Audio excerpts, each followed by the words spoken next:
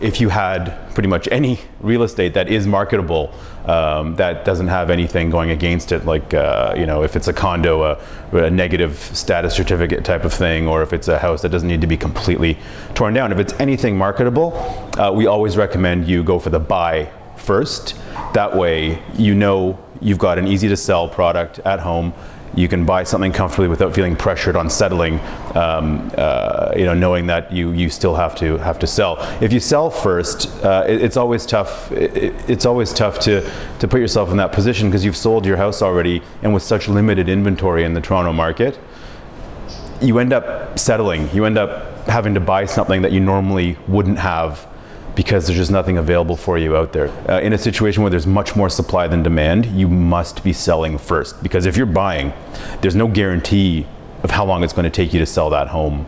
And so in those markets, you'll need to sell first. But I mean, a general rule of thumb is, whatever city in the world you're in, is, you look at how your asset, how your home is performing at any given time. So if it's a seller's market, then you need to be buying first. If it's a buyer's market, then you need to be selling first, because there's more inventory available for you.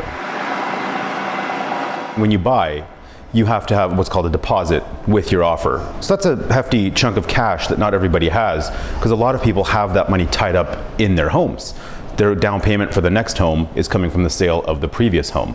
So, if you're in a position where you don't have any cash, making that buy first is going to be very tough, unless you can draw some cash out of the equity of your home to do that. You have to, and what people don't realize, they've heard about bridge financing, which basically allows buyers to own two homes at once while they're kind of doing this transition. But one of the conditions of bridge financing is that you have sold your existing home. It cannot be on the market for sale.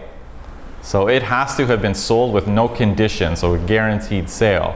So, timing really matters, because if you're listing your house late into the summer, you just need to be prepared. Maybe it's going to be on the market for a little bit longer than you think or you hope.